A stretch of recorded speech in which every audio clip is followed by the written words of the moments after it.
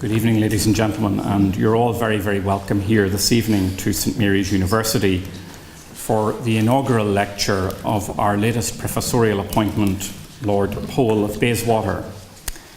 It is a delight to be able to introduce to you this evening Lord Charles Pole, one of Britain's foremost thinkers and practitioners in foreign affairs, and to hear him speak this evening on the new Leviathan, managing China's rise. We are delighted this evening also to be joined by Mr. Wang Yongli, the Minister Councillor of the Educational Section of the Embassy of the People's Republic of China here in the United Kingdom. Mr. Wang, to you and your colleague, you are very welcome here this evening, and what I know is your second visit, and I hope the second of many more to St Mary's University. We are delighted to have you with us this evening.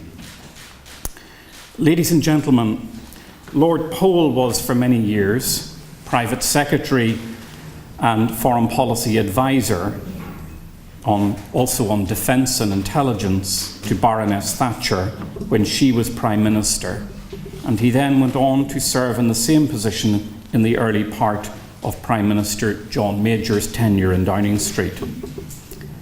Before joining Number 10 Downing Street, Charles was a diplomat serving in the United States, Germany, and at the United Kingdom representation to the European Union in Brussels.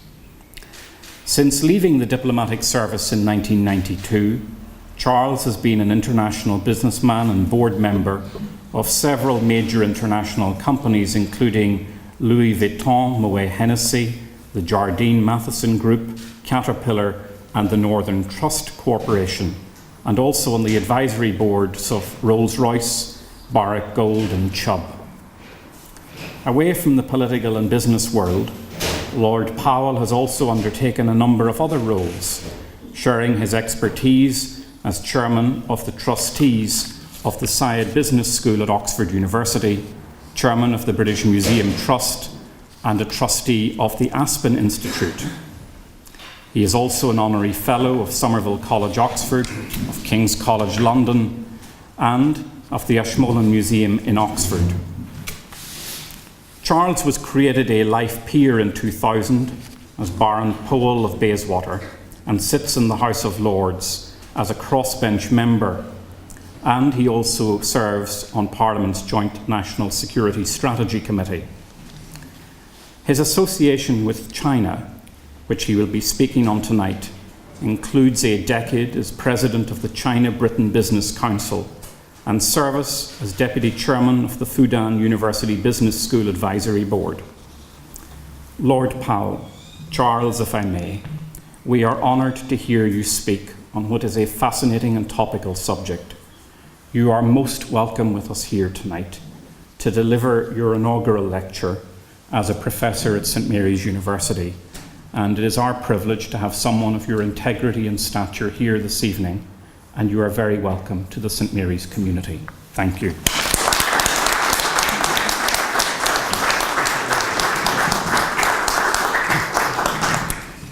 Well, Francis, thank you very much for those very kind words. I have to say I do rather worry you're going to be at risk under the Trades Description Act, because I'm anything but a professor with absolutely no claim to be regarded as a scholar. And as you said, I've spent my life between the Foreign Office, Number 10 Downing Street and business. But in all those capacities, I've had the good fortune to deal with China one way or another. And that's why I've chosen to talk about it this evening. Let me be clear from the beginning, I'm not setting out to prosecute China, but nor am I a fawning advocate of China, what is sometimes called a panda hugger. I'm going to try and give a balanced view based on my own personal experience of the country. Now, like most people of my generation, I grew up knowing very little about China. It didn't feature much, if at all, in history books at school 60 years ago. We learned a lot about classical Greece and ancient Rome. We learned about the kings and queens of England, about the wars which ravaged Europe for centuries. We were taught about the exploits of empire from the first explorers and navigators through the conquest of India and large parts of Africa in the name of commerce and imperial glory. But China featured scandalously little. To To be honest, it was a black hole in our education. We knew there were men who had pigtails, we knew there were women who had bound feet, and we knew there were mandarins who ran the country, inspiring some like me to become mandarins ourselves. And more presciently, we learned Napoleon's aphorism that China is a sleeping giant. Let her sleep, for when she wakes, she will move the world. Well, full marks to Napoleon for getting that right and for leaving us to deal with the consequences. My own first experience of China was about as undistinguished as you can possibly get. I was a young man in the British Embassy in Helsinki, of all places, in the mid-1960s, at a time when the Chinese mob burned down the British Embassy in Beijing.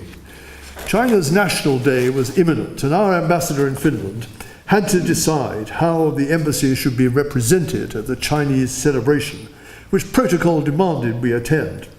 And the decision was reached not to send the ambassador, but to send me as the youngest and least important member of the embassy staff. So I started my career as a calculated diplomatic snub to China. Even more wounding, I'm not sure the Chinese even noticed. But what I have done since the 1980s is to meet a great many of China's leaders from Deng Xiaoping onwards, mostly as a result of my working more closely with Margaret Thatcher as Prime Minister. And I would say that Deng himself was one of the two most impressive world leaders whom I observed at close quarters in those years, the other being the very different Nelson Mandela. Deng exuded power and charisma and the sense of holding 1.3 million people in his hands. And his decision to switch China from chaotic revolutionary communism under Mao Zedong to a more liberal economic system, not politically liberal, but economically liberal, was breathtaking in its boldness and its vision. Now, since those days, I've travelled extensively through China as a businessman, in particular during the decade or so as chairman of the China-British Business Council, which Francis mentioned. And I've watched the future generation of China's leaders at close quarters as they clamber up the communist power structure, from running giant cities, then vast provinces twice the size of Britain, to the heights of the Politburo. And along the way, they pick up unrivaled practical experience of the art of government and decision-making.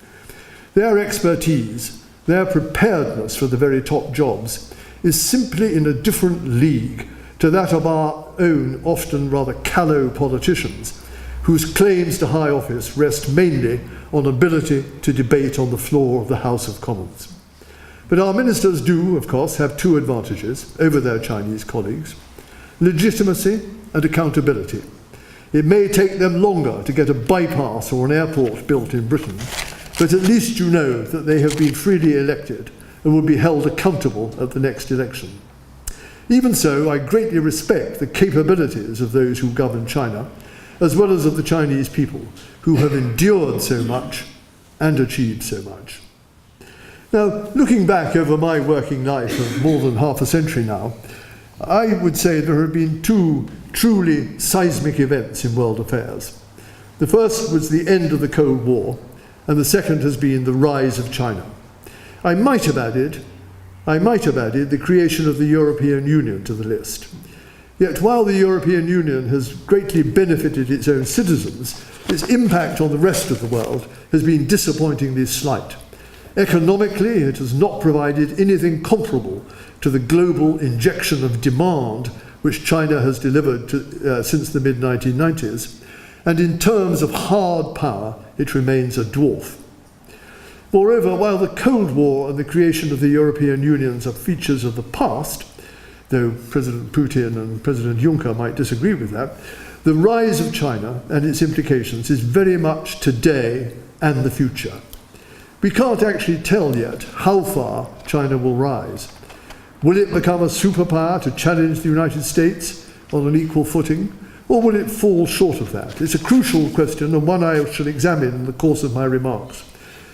But either way, it's more likely than anything else in the foreign policy universe to disrupt the status quo and to impact the lives and the fortunes of those who are at university today. And that makes it very important to take time to understand China's past, how it looks at the world, and how it sees its own destiny. With 5,000 years of recorded history, China has always mattered. At its previous high point in the mid-18th century, it represented 10% of the world's land area, 30% of the world's population, and 32% of the world's economy. And don't forget, that was at a time when the United States was not even born as a country. China's society was sophisticated and highly civilized, guided by Confucius's philosophy, which is now back in favor with China's rulers after a period in intellectual detention. Its invention and discoveries were world-leading: gunpowder, paper, printing, the compass, even the humble umbrella, though some subsequent claims were a trifle exaggerated. I'm reasonably confident that Shakespeare was not Chinese. But for all the achievements of its ancient civilization, China counted for little in world affairs. While explorers and traders were setting out from Venice and Genoa, Lisbon and Plymouth to search out the furthest corners of the earth, China showed limited interest in the world, apart from its immediate border regions. The famous Chinese navigator Cheng He explored far and wide in the late 14th and early 15th century. But there was no, what these days would be called, follow-up when he got home. China, in the eyes of its emperors and their mandarins, was sufficient unto itself, and on a different level of civilization from barbarians further afield, who had little to offer China. They rebuffed ambassadors from foreign powers or required them to kowtow before turning most of them away empty-handed. Now, the impact of that attitude was far-reaching. China, frankly, gave the Industrial Revolution a miss. Meanwhile, its strength was sapped by declining dynasties, internal rebellions like the Boxer Revolt, and defense against piratical attacks from foreign companies and governments seeking trade concessions, until finally it was raped by Japan in the 1930s. By then, China, which had once led the world, had fallen far behind Western countries in most of the attainments of modern life, a sort of college dropout on a global scale. And there it remained through the middle decades of the 20th century, while it fought a devastating civil war between communists and nationalists, and then went through the turmoil, unprecedented even in China's history, in the early decades of communist rule by Mao Zedong, including the so-called Great Leap Forward and the Cultural Revolution. If ever a country has been through the ringer, it's China. Now, I recount this rather harrowing history because I think it's the key to understanding modern China. It was born in humiliation, division, and defeat, both because of its self-exclusion from the world and through foreign subjugation and exploitation. What drives China now is a determination to expunge the shame of the past, and as Mao Zedong himself put it, to see China stand up again. And I doubt whether any nation has ever been driven by an emotion as strong as that. It embraces nationalism, but it's more than nationalism. It's vindication, and it's a desire for respect. China wants to recover what it lost during those missing centuries, to bring hundreds of millions of people out of poverty, to catch up modern technology, to ensure it can never again be bullied militarily, and to regain a powerful voice internationally. It's understandable, it's noble, and it's succeeding.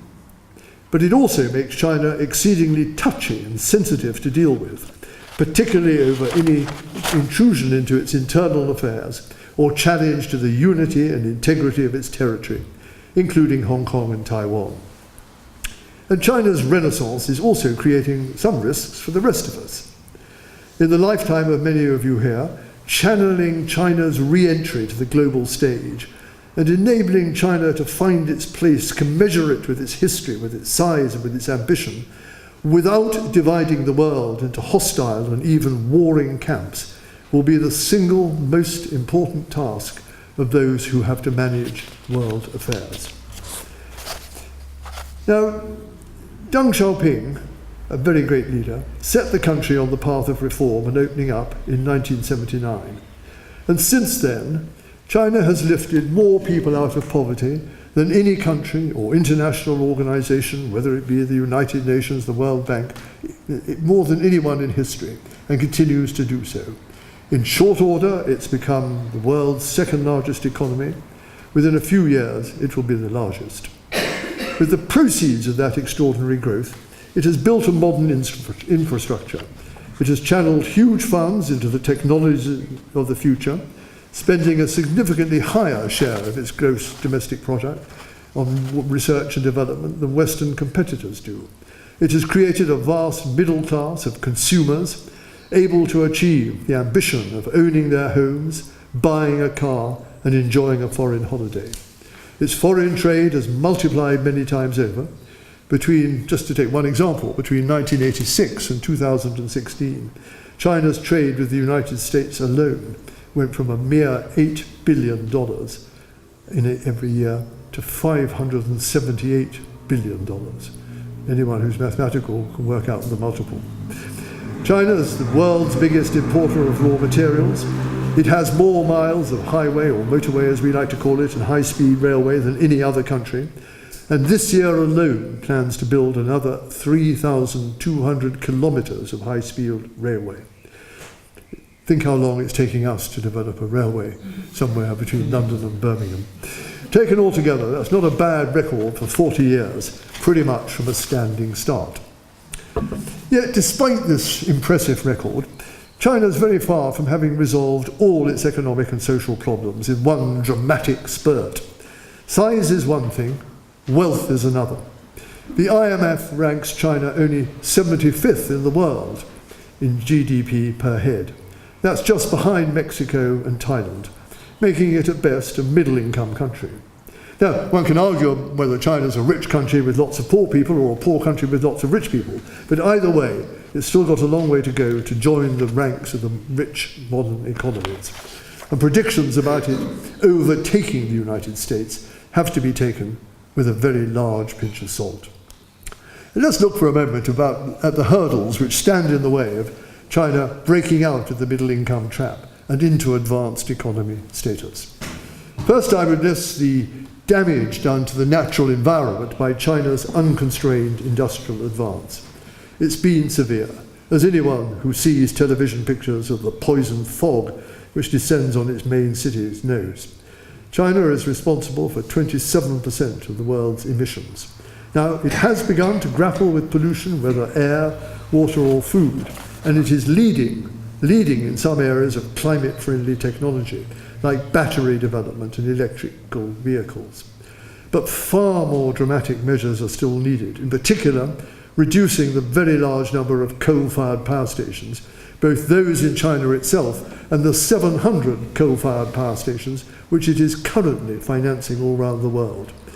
And that is going to be painful and it's going to limit China's ability to grow, but it's the only way to avoid long-term disaster. It's not a question of picking unfairly on China. We all need to do more, as last week's demonstrations in London reminded us. But what China does or doesn't do will be the biggest single factor in determining what happens to future generations, not only in China, but whether global climate change can be stabilized or not. A second hurdle is population. Partly as a result of the previous one-child policy, the structure of China's population has become skewed, with not enough people of working age to support the burden of pensions and healthcare for the elderly. Indeed, a Chinese study published only last week showed that before very long, there will be only one person of working age to support every single retired person, instead of two as there have been until recently. And that explains the claim sometimes made that China will become old before it becomes rich. Relaxation of the one-child policy has not actually led to a higher birth rate. Flats are still too small, childcare too limited, and the male-female gender balance too high. And population size has gone from being a boon to China's growth to being a handicap. Now, I know it sounds a bit counterintuitive to say that China doesn't have enough people when it's got 1.3 billion, 25 times our population. But it's a bit like British Rail complaining about the wrong sort of snow. China's population has the wrong sort of age structure, and there are no immigrants to help correct the problem. The cost of looking after its aging population is going to weigh heavily on China's future. Once again, it's not a problem just for China, but it's a bigger problem for China simply because everything about China is big.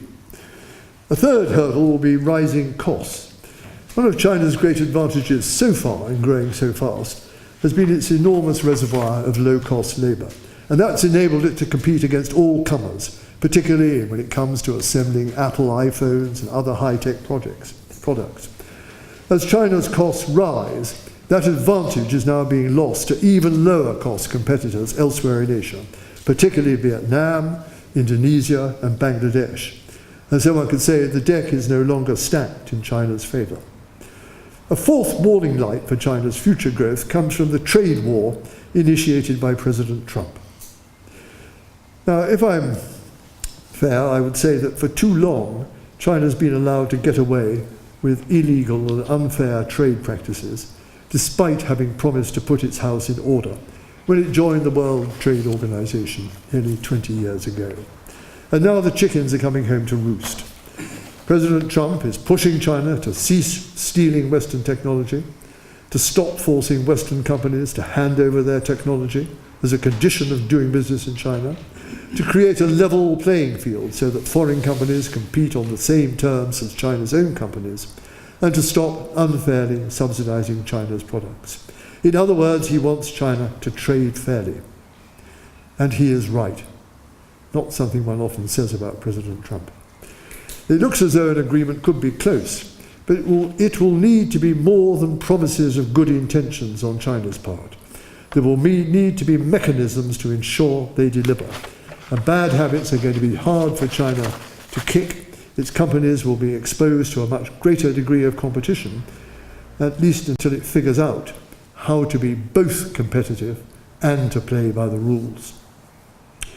Now, to those sort of what I would call as almost natural hurdles, I would argue that China's also made some unforced policy errors which pose a threat to its future growth. One has been, in the last few years, to let the steam go out of economic reform, the liberalization, the market opening, which was the hallmark of Deng Xiaoping's policy for modernizing China. There's been a sharp change of course in the last few years, away from unleashing the vigor and the enterprise of the private sector, and instead allowing the dead hand of the state to take a bigger role in running the economy. And unproductive state-owned companies are being favoured with credit, while the private sector is starved.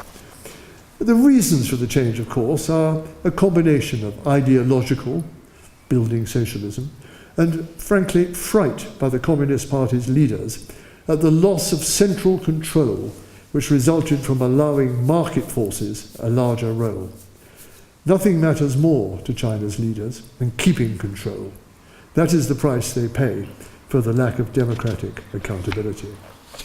So a combination of hard-to-avoid problems and mistaken policy choices are likely to slow down China's supercharged growth. Indeed, they already have, from a peak of 14% to today's 6 and a bit percent. It has some echoes of Japan's experience from the 1980s onward. The Japanese economy grew at a furious rate in the 1970s and the early 80s, and we all used to think that Japan was going to become the world's biggest economy. Then suddenly it hit the buffers, and it has never recovered its momentum in the years since then.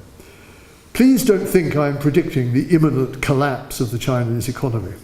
China is not Japan, and most countries would give their eye teeth for China's present growth rate, which adds the equivalent of Australia or Switzerland to its economy every single year. It still has millions, hundreds of millions of new consumers waiting to enter the marketplace, who will carry the economy onward and upward. And it is currently financing yet another stimulus program to support growth, despite its alarmingly high debt. And as we watch it grow, with a mixture of envy and trepidation, let's just remember that trees don't actually grow to the sky. Now, there's a widespread and rather naive belief that as China gets more prosperous and meets its people's ambition for a better life, it will also converge with our democratic model of society. That is an illusion, and is not at all what China's leaders have in mind. If anything, China is going in the opposite direction. To take a few examples, a few years ago, the talk was all of village elections as a harbinger of democracy. Well, the elected village administrations didn't always toe the party's line, and now we hear a lot less about village-level democracy. Professors, including, I suspect, visiting professors, who write even mildly critical articles about the party or the government, are suspended and prevented from publishing and teaching. There have been one or two rather obvious examples in recent weeks. Extra security is imposed this year to prevent people from gathering to mark sensitive anniversaries, including the 30th anniversary of the events in Tiananmen Square. And that hardly shows great confidence in people's support for the parties. Lawyers defending human rights cases are routinely locked up. Ethnic minorities, like the Uyghurs, are stuck in what looks suspiciously like concentration camps for re-education. And information technology, which we in the West see as a great liberating instrument, is used in China for maintaining ever closer surveillance on people, and even for grading them on how their behavior contributes to Communist Party goals. None of us has a perfect human rights record, but I have to say that China's is worse than most. Now, challenging the absence of multi-party democracy in China is a tougher call. Chinese officials argue that a country of China's size and unruly past, faced with the challenge of dragging a huge, impoverished nation into the modern world within 2 generations, simply cannot afford the luxury of democracy with its quarrels, its delays, its inefficiencies. It needs the discipline of single-party government, they argue, with the ability to get things done. And anyway, that's the way in which China has always been governed. Well, they have a point. Can we really argue to the Chinese that following Western democratic norms and processes should have priority over relieving hundreds of millions of people from poverty as quickly as possible? That's not an easy case to argue. And I have to admit that when visiting China, as I frequently do, I never get the sense that parliamentary democracy is anything like the highest priority for most people. At least at this stage of the country's development, their priority is material progress, even if it comes at the price of freedom. The contrast between China's stunning economic performance and that of its neighbour, India, the world's largest democracy, is telling. Or to take another example, we believe that the market is the best and most efficient mechanism for creating prosperity, and that the market needs freedom to operate properly. Yet China demonstrates that you can achieve prosperity without freedom, even to the extent of creating more billionaires and greater inequality than the United States does. And looking around the world, you do see more countries tempted to follow the Chinese model of authoritarian capitalism. There's no doubt the free market and democracy work best for us, but not necessarily for everyone at different stages of their path to growth. Now, this is not an apologia for China's political system, but we cannot shut our eyes to the success which it has achieved and the attractions which its example offers to other countries. I'm just going to take a sip of water.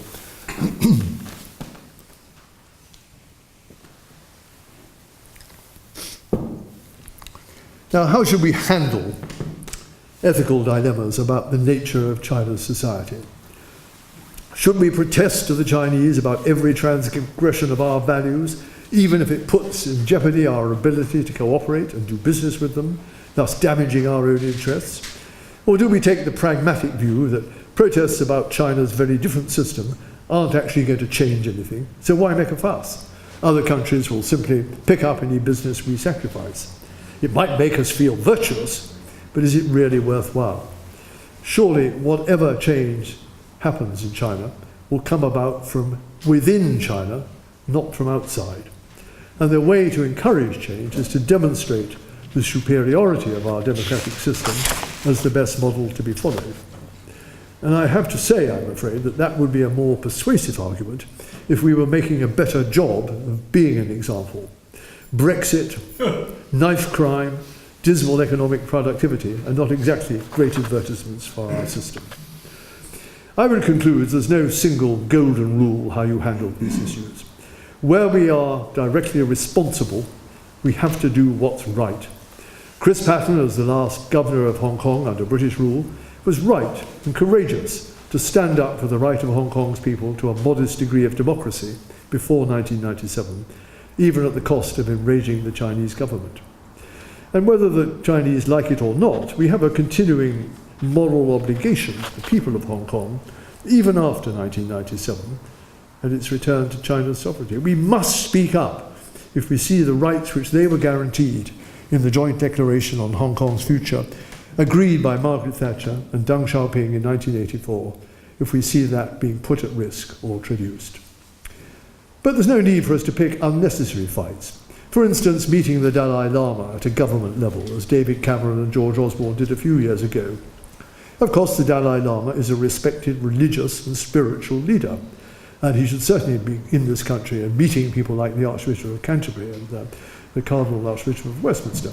But he is unacceptable to the Chinese, who regard him as a separatist.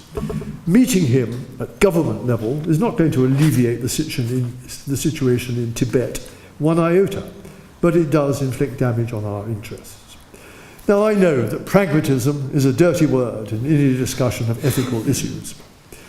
But when the other guy, in this case China, indisputably has the stronger hand, it's prudent not to provoke unwinnable fights. The fact is that bigger countries with leverage usually get their way. Now, so far we can say that China's rise is a modern miracle in terms of its speed, its scale, that it will probably face tougher going from now on, that it's a self-delusion to expect China to be anything other than an authoritarian country, and that it presents us with some uncomfortable choices about just how far we compromise on our own values in order to enjoy a good relationship with China. A still greater dilemma is going to be how to accommodate this vast, restless, ambitious country into a global system which it has had very limited part in constructing.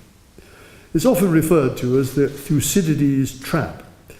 And for those of you not bang up to date on your classical allusions, that refers to Sparta's fear that the rapid rise of Athens would soon put it in the shade, so it must go to war to prevent Athens' challenge before it was too late. Well, as a strategy, it wasn't a great success. Who now remembers Sparta, except perhaps a few English public schools? There are more recent historical examples of the trap. You can take, for instance, the Kaiser's Germany on the eve of World War I, seeking naval parity with Britain. You can think of Hitler wanting to destroy Soviet Russia before it could destroy Germany, or the Soviet Union's rash strategy of putting nuclear missiles into Cuba to preempt the United States from developing an overwhelming strategic advantage. They all ended in failure, but at huge cost in lives or risk of all-out nuclear war. And those are outcomes which it is essential to avoid this time. Yet how do we find the solutions which enable China to continue to grow and develop peacefully without putting us at great disadvantage? The answer in my mind is that we need to steer between two extremes. The first is the view that China is bent on world domination and becoming a hyperpower which will eclipse the United States and its allies. You know, it's a view which you hear quite widely in America, even in the highest government circles. I was in Washington only 3 weeks ago, and very senior people in the US administration genuinely appear to believe that. But it's fantasy. It's fantasy. China's not Stalin's Soviet Union, trying to impose an alien doctrine of communism on the rest of the world. Nor does China have any record in its history of risking everything on throws of the dice or bold preemptive strikes. Its style is much more to seek incremental gains over the long term. It's a strategy articulated by Deng Xiaoping as hide and bide. Hide your strength and bide your time. That said, we should not lean too far in the other direction either, and assume that China will be content to continue to lie low in the world indefinitely. I remember being impressed by Deng Xiaoping's response in 1984, when I was with Margaret Thatcher. We were meeting almost alone with him, and she asked him why he set 50 years as the term for the agreement on Hong Kong's future. Because that's how long it will take China to catch up and overtake the advanced countries. And as predictions go, that was a pretty good reflection of China's ability to think ahead and plan long term. And if you count the baseline from 1984, to now, you will see that China has got a long way to meeting his prediction, and it will probably get there within 50 years. Now, Chinese themselves, I have to say, their diplomats are adept at putting out the message that their rise is exclusively peaceful, and that policies like the Belt and Road, that is their strategy of financing rail and maritime networks across Central Asia to the shores of Africa and the Mediterranean and beyond, that these are purely altruistic. That's a bit much to ask us to believe in the light of what they are actually doing, which is adding unconscionably to the debt burden of some of the poorest countries, while using tide aid to increase their political influence.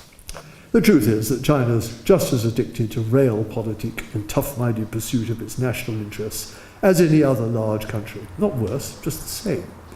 It's ratcheting up pressure on Taiwan to accept reunification with China. It's fortifying small islands and reefs in the South China Sea. When President Xi Jinping 4 years ago stood on the White House lawn and said explicitly it's something China would never do. It's considerably increasing its defense, space and cyber capabilities, although still falling very far short of America's. It conducts extensive hostile cyber actions against Western countries. It's realigned itself more closely with Putin's Russia, and it steadfastly refused to implement the commitments which it gave to open its markets to foreign business.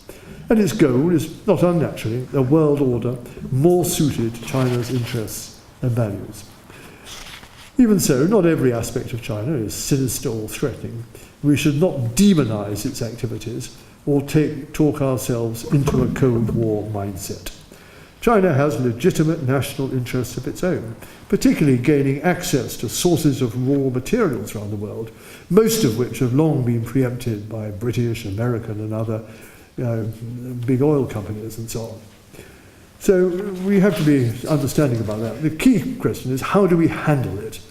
And the answer is, we have to adapt to China's rise, but not overreact to it. A new Cold War would be damaging to China, but it will also be very damaging to our interests. And I would suggest several steps or guidelines which can help avoid that outcome, in all of which Britain has a part to play, if only we can lift our eyes from Brexit and start to think strategically again about our future. I would say the first of these steps is to recognise it's a pipe dream to think we can suck non-democratic China into an unchanged international order which it had no part in constructing and whose democratic instincts it doesn't share. More likely, we're going to have to go back to an international system based on great power governance and balance of power, rather than governance by supranational institutions. Some will see that as a retreat from the vaunted New World Order following the Cold War. I regard it as only realistic. Second, although China is indisputably a competitor to us in the West, we don't have to get paranoid about it and put the worst interpretation on its every action. China's not a 1,000-pound gorilla trashing the international landscape. It's a big, ungainly country finding its place in the world, which doesn't have much flexibility to accommodate a newcomer. And there's no innate reason why the outcome should be to make China permanently hostile to the West. We should avoid Cold War language and concepts such as containing China or encircling China, which suggests that we want to obstruct its growth and development, when actually we have an enormously strong interest in its success. I think former Australian Prime Minister Kevin Rudd, who has unrivaled experience of dealing with China, has coined the phrase of tough engagement as the best policy for the rest of us. And I think that pitches it just about right. Third, I think we want China to play a more cooperative part in the world's existing international institutions, rather than set up alternative ones of its own, as it has begun to do by establishing its own Asia Infrastructure Bank. For instance, we should acknowledge China's right, its right to bigger shareholdings in the World Bank and other international financial institutions, commensurate with the size of its economy and its contribution, its leading contribution to world growth. Fourth, the flip side of engaging positively with China is readiness to confront it robustly with the consequences of its actions when these are contrary and damaging to the interests of others. No more free passes in deference to its once-upon-a-time status as a developing country. On trade especially, we should be ruthless. China's future compliance with its obligations is essential. Fifth, we need to establish a new balance between cooperation and confrontation in the military sphere.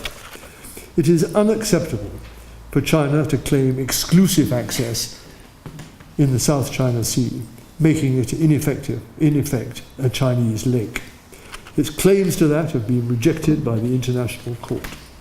So America does us all a service by keeping the sea lanes open in the South China Sea, open to free passage by all countries. What we need are some imaginative solutions to prevent confrontations at sea from escalating into outright conflict. One possible way would be to revive the concept of a limitation, agreed limitation on naval strengths, rather like the treaties we had in Europe before and after the First World War, as a means of maintaining stability. It's not always wrong to fight in the last war. We should also look at negotiating nuclear and other arms control agreements in the Pacific to replicate those which were so crucial to easing hostility between the West and the Soviet Union in the 1970s and 1980s. China so far refuses to accept any limits on its military capabilities, but I hope it will come to see that arms control agreements can benefit all parties. Six, we must speak our minds whenever we see China acting contrary to its international commitments, especially any intrusion onto Hong Kong's autonomy and democratic system. Our voice is more likely to be heard if we can enlist the support of our European and American allies. After all, allies are one of the great advantages we have over China. But we must speak up alone if necessary. It's not enough to shrug and walk on by. At last, Britain needs to elevate priority for Asia in its diplomacy and the allocation of its resources, recognising that Asia is the amphitheatre in which our interests have both most to gain from increased opportunities for jobs and investment, and most to lose if we allow the region to become an area of conflict. British companies have given a lead in signposting Asia as the future for business. Government has been slower and inconsistent in trying to define a British role. We cannot turn the clock back on Britain's withdrawal from east of Suez in 1968, nor would we be welcome if we tried to. But the case for joining America in undertaking precautionary naval deployments in the Pacific, together with joint training and exercises with allies such as Australia and Japan, and strengthening of our five-power defence arrangements in the region, is strong. As is the case with NATO in Europe, we cannot leave it to our American friends alone to carry the burden of maintaining peace and security in the Pacific, in which we all have vital interests. The favourite tagline of our politicians at the moment is Global Britain. To date, it has been a completely vapid concept, with no one even attempting to define it. But relations with China and with Asia will be the most obvious place to give it substance and meaning, especially in a post-Brexit world. We need our government to get on with defining a strategy towards China. So where do I come out? Despite some disobliging comments this evening about China's governance and its human rights record, I'm fundamentally positive about China's prospects. It is a country in transition between old and new, anxious to modernize and become a global leader in technology, yet clinging to an outdated ideology which acts as a brake on its modernizing ambitions. It wants to be respected globally, yet it clings to a China-centered view of the world which exempts it from many rules. It is an online society, yet imposes an iron curtain on free exchange of information. And those contradictions will make China an awkward partner. But it's as a partner we should think of it, not as an enemy. We have to look out for our own interests and be on the alert to rebuff unacceptable challenges to them. The Cold War, in its time, diverted resources on a massive scale and led us into enormous risks. There has to be a better way to resolve conflicts, this time with the world's new rising power. And that is my message this evening. Stand firm and don't be bullied, but always seek solutions and peaceful outcomes. Thank you very much.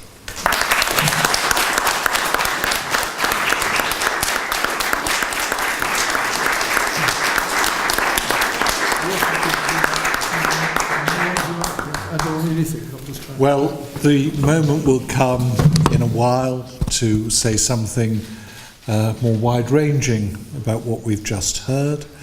But at this point, we have some time for questions for Lord Pearl. So, what am I bid? And I have a bid in the audience from Sir Tom. Thanks. I'm Tom Phillips, former diplomat, like you, Charles. I was out in the region last year and was really struck by the disconnect between China's vision of itself, peaceful rise, rising water, everybody rises with us, and the very real fear in the region, Japan, South Korea, Vietnam, etc.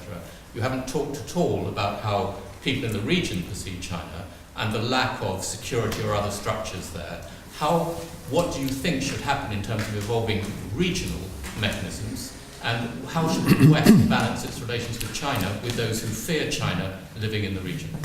Well, you're absolutely right, I didn't talk about it, but on the other hand, I think I've spoken for about 35 minutes, which is longer than I've probably ever spoken in my life, and one can't cover anything, so there are many complex issues I could have talked about, like Huawei and so on, so one can't do it all. You're quite right to point out the fears and concerns in the region, and the greatest stability or the greatest reassurance has come from the United States presence there, with its forces in Japan and South Korea, with its fleet patrolling the waters, and helped and accompanied sometimes by British, Australian, Japanese vessels.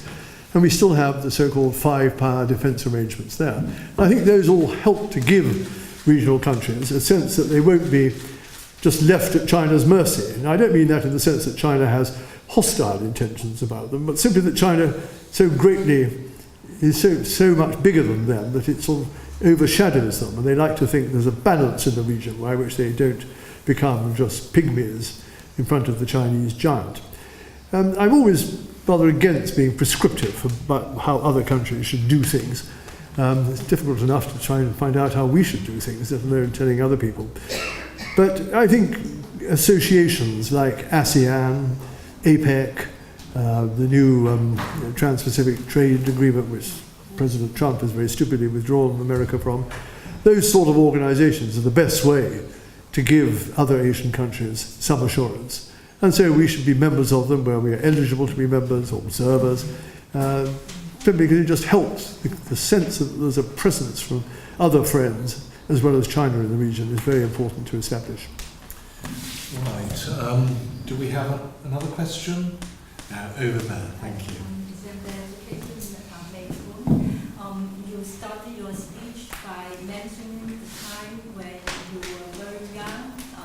You mentioned it in terms of the education. China is a black hole. You used the word black hole to describe that time. So, given that China has encountered great change now in education now in terms of China, what you would describe?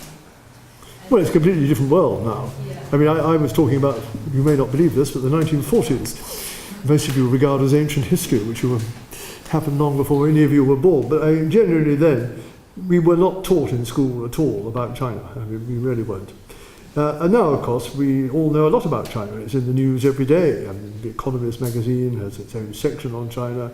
All our main media outlets have stories about China. We all buy Chinese products, and Chinese is being increasingly taught. I think I read the other day that it's now the second fastest growing language in schools now for people. Well, the minister will know that for sure, which is, I think, all very positive. And by and large, the attitudes are positive. We have quite a large Chinese population in this country. It's always kept a very low profile. Much more here than in the United States. Tends to be, it gets on with its business, but there's maybe 1 or 1.5 people of Chinese descent in the House of Lords, for instance, out of about 800 members.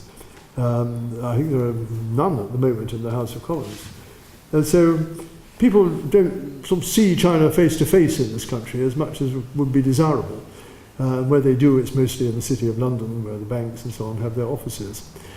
So I think we're on a positive trend, and as I say, a completely different world to what it was 50, 60 years ago, but more to do.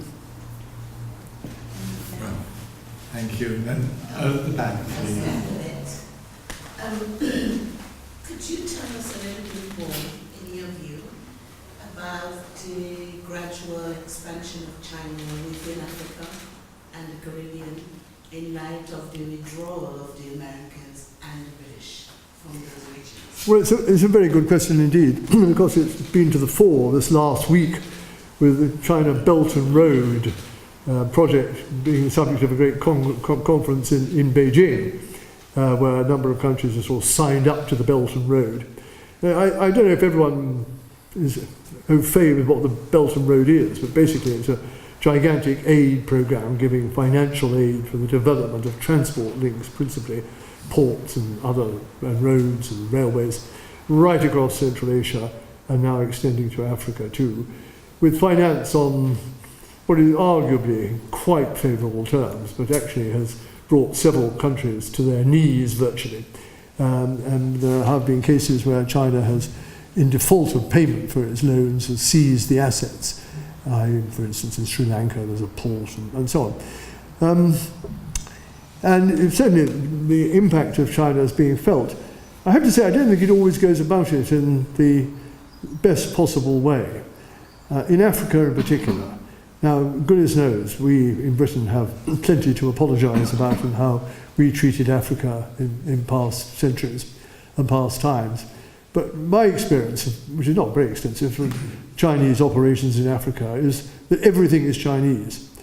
All the jobs being done, building the railway or the highway or whatever it is, are being done by Chinese. The shops set up all around the areas where the Chinese working are Chinese traders. And there's very little interaction between Chinese and the surrounding population. And that, of course, leads to disputes and to resentments and so on. So I think China still has something to learn in how to react in those sorts of environment. But there's no doubt about the economic impact of it. I mean, Chile, to take one example, a pretty highly developed country actually, 80% of its trade used to be with the United States. 80% of its trade is now with China. And that's an astonishing turnaround in a very short time. Please. I was very taken by your comment in response to an earlier question that the Chinese population in the UK is relatively invisible in House of Lords, House of Commons, etc. And it just made me reflect on actually our universities, where we have very large Chinese populations who actually contribute an immense amount to our universities, especially very bright students. In fact, some of our best research students are from China, some of our best staff are from China, and yet actually again possibly somewhat invisible when it comes to the cultural impact on our universities. I'd just be interested in whether there's a way in which we should be doing better as universities in using that immense resource of Chinese students to help us be more understanding and aware of this country. Let me tell you one interesting story about that. Immediately after the events in Tiananmen Square, a delegation of Chinese students asked if they could come and see Margaret Thatcher in number 10 Downing Street. And I said, okay, I think she will see you. And she did. And they said, look, please, can we have refugee status here? We can't possibly go home, and so on. And she said, no, think hard. She said, I'll give you permission to stay for 1 year or maybe 2, but you will want to go back to your families as events fade in your memories and so on. You should never cut your ties with China itself. And I thought that was very wise advice, actually, because a lot of people would have tried to score a political point and saying, yes, of course you can stay there, you don't have to go back to those terrible tyrants in China. But she didn't. Now, I think one of the problems with some British universities is particularly the sort of 1960s campus-style universities, is that in vacation times, it seems to me the whole campus empties and only the Chinese students are left. So their ability to integrate with and live with the local population is very greatly reduced. I think that's a great pity, because one of the great advantages of having Chinese students here, apart from their intellectual qualities and qualifications, is that they should get to know our society and our people better. And I would like to see much more done to make that possible. But it is part of the fault. The fault is partly the way we built our universities 50 years ago. There's one gentleman here who was trying to get in.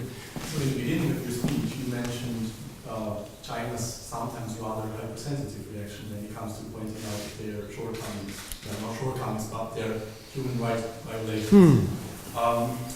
Then later in the speech you gave reference to the Australian Prime Minister, the former Australian Prime Minister, saying that tough engagement is tough his phrase. engagement was the approach he suggested.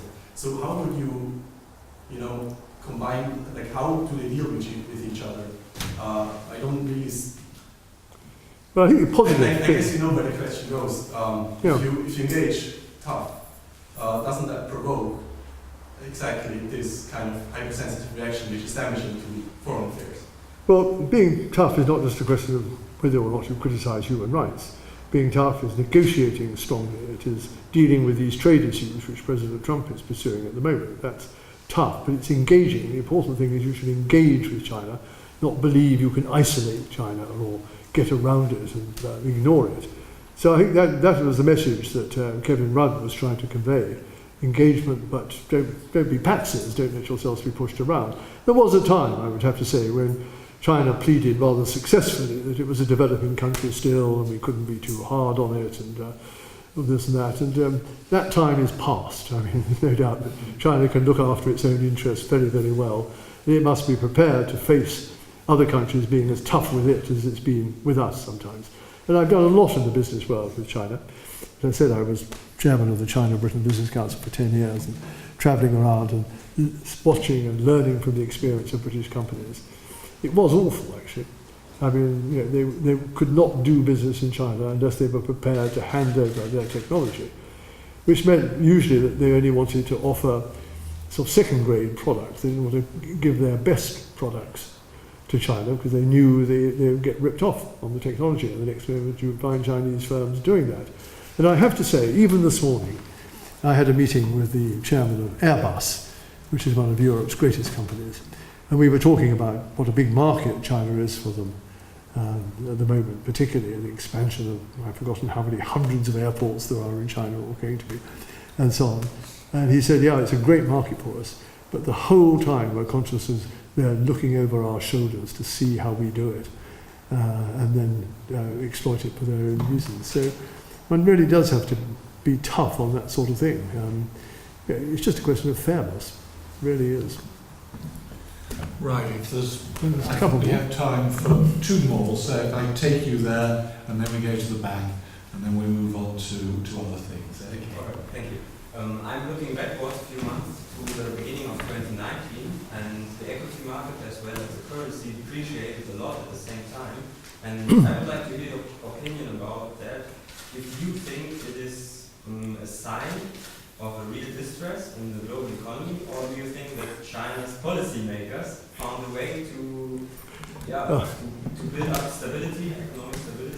I'm not an investment analyst, I'm afraid, and I'm not going to really sort of predict for you how markets are going to move. But what has clearly happened is China is very adept at introducing stimulus programs when it feels that the economy is beginning to sink a bit dangerously. And there were, of course, some pretty brutal experiences last year on China's own stock market, which collapsed at one stage. And so a further stimulus program has now been brought forward and is beginning to have an effect. And that's helpful. The trouble is it comes at the price of even greater increase in China's debt, which is by far the largest in the world and is now rising rapidly again. And that's not sustainable over any long time. Now, I personally think the Chinese government has judged it quite well this time.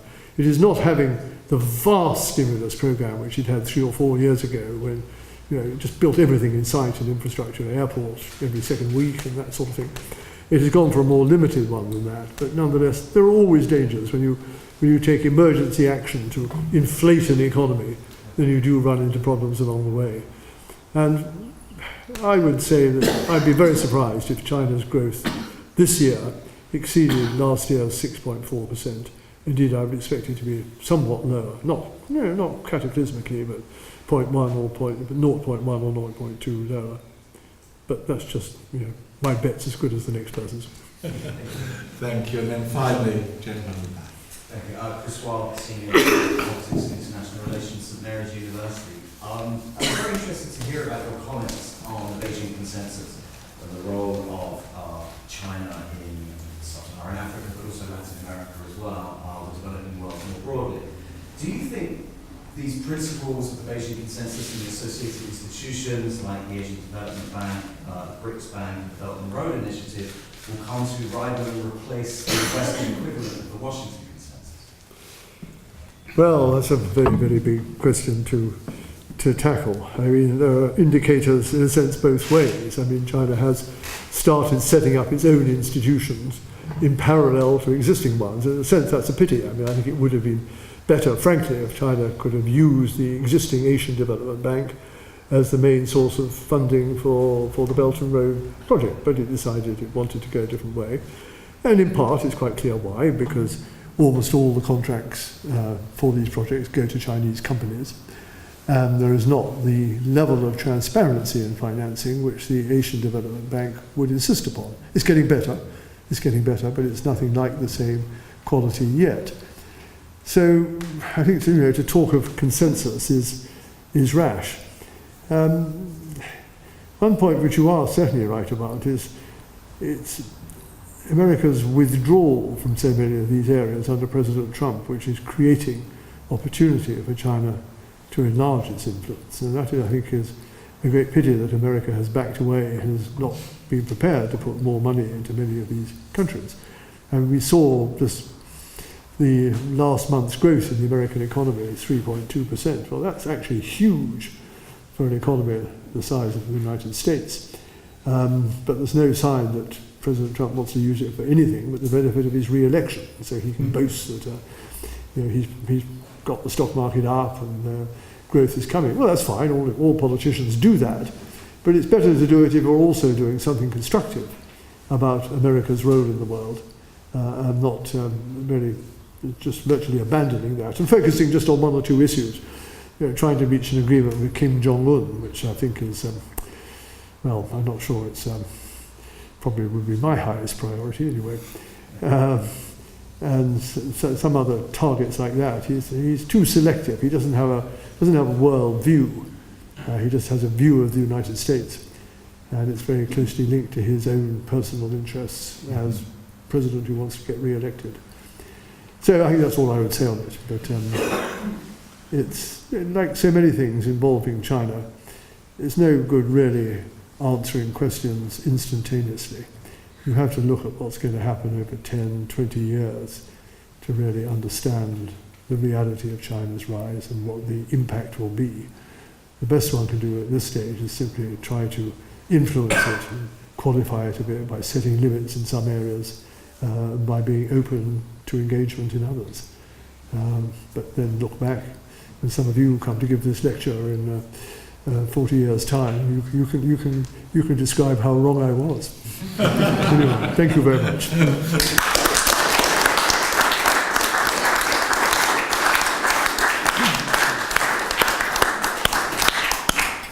Well, at the beginning of, and you can tell the quality of a lecture by the quality of the questions that it draws forth, and judged by that standard, I have to say to Lord Pearl that despite his disclaimer that he was not a professor, his lecture showed all the hallmarks of a superb professorial lecture. And what are those hallmarks? First of all, wide-ranging. He reminds us of something that matters, and perhaps at a Catholic university we might be particularly mindful of.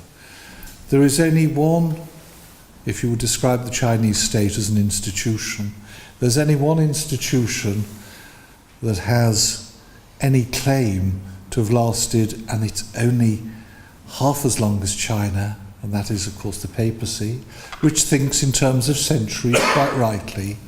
China also thinks in terms of centuries.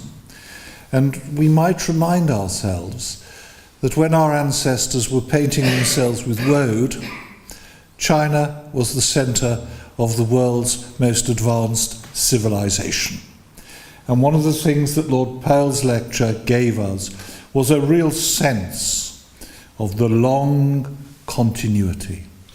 And he reminded us too, as a good professorial lecture ought, that the times within which we have lived and the standards by which we have judged are not eternal.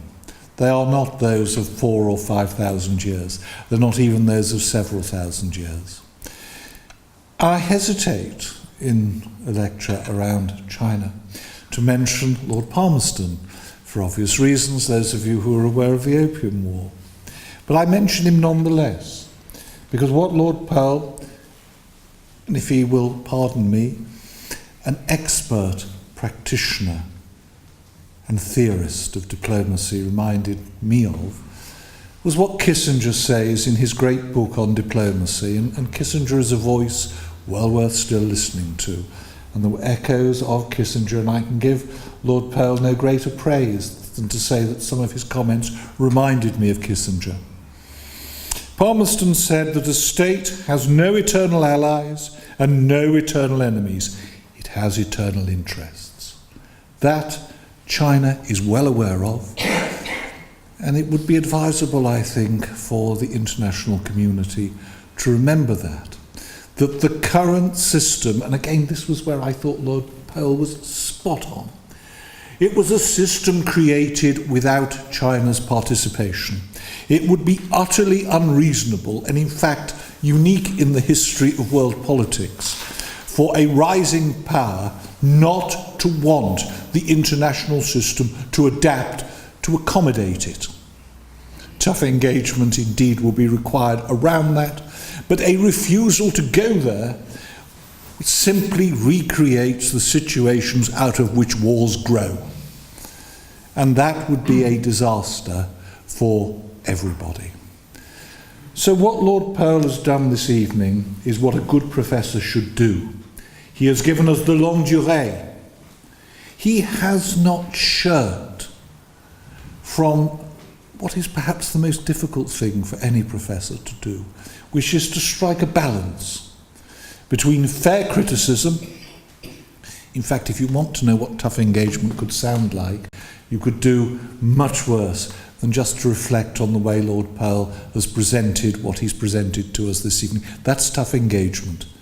It acknowledges our interests, but it acknowledges that is the wider interest in accommodating the just and reasonable ambitions of China. That's the great challenge for all of us as we go forward. It is a challenge that Lord Pearl has presented brilliantly this evening, and I think he more than deserves the title of visiting professor, and I would ask all of you to join with me in thanking him.